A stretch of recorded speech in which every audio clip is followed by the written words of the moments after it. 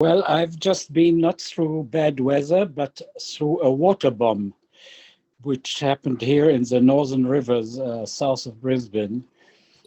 Quite a few people have been killed, and hundreds of homes have been swept away.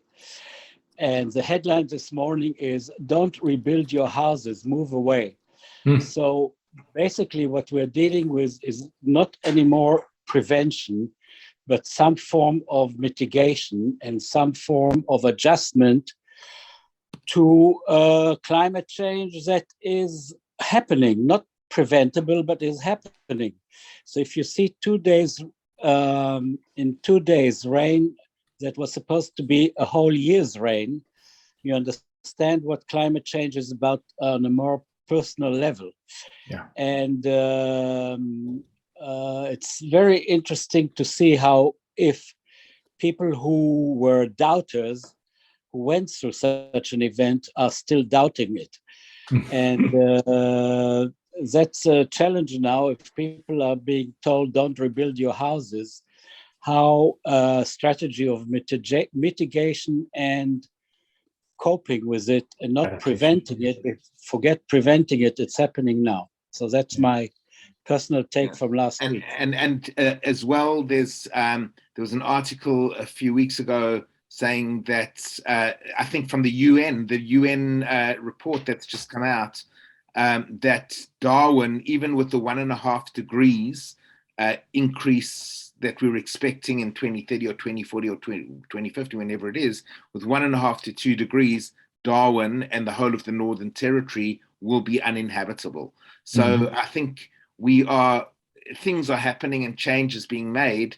And as David said, it's more about mitigation and how you can live, and people just have to move into places that are more inhabitable. And maybe there's just too many people on the planet. Don't know. No.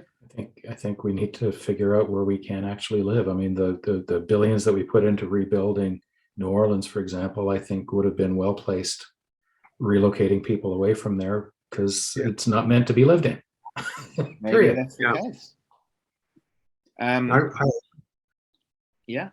Anyone? I just would want to underscore how important it is to recognize that this is an unstoppable change. And although we may be able to mitigate its worst potential, the change is upon us, and we need to learn how to adapt as opposed to control, because this is not controllable.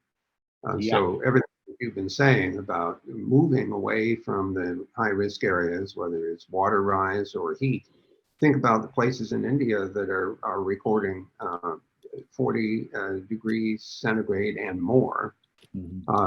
This is literally uninhabitable. Your body cannot function above a certain temperature if you can't get rid of the heat. So people need to understand that there will be vast migrations, to say nothing of the impact on agriculture. The comment about, well, maybe there are too many people on the planet, or back to the population bomb. The Earth may solve the problem. It tried to do that with the pandemic, and which is not entirely over yet. And other things could easily occur that will essentially decimate the population and reduce the human-produced greenhouse gases by basically killing a lot of us off. So this is the Gaia theory, and although it sounds kind of woo, there may be something to it. I agree. Yeah, I agree. Wow, so it's all sobering. And David, that's a very good point that you brought up. What I might do is just go to our other fun date. David, are you okay? Everything Yeah, okay? fine. Okay. I'm great, thank you. Your feet are dry? Your feet are dry? My feet are dry. In Sydney, we're actually we've got some, not as bad, but it's been raining for the last 3 weeks, and sort of Sydney's in stop down. Like, it's crazy. It's I've never seen such rain happening on such a continual basis. I don't think ever. Well, And we had the same thing on the west coast of Canada. I mean, water bombs for weeks and just total flooding in the interior. And the worst thing that's happened is I haven't played golf for 2 weeks. I'm starting to shake. That's human nature, right? That's why God gave us simulators. Oh my gosh. Right. There's digital twins and virtual worlds and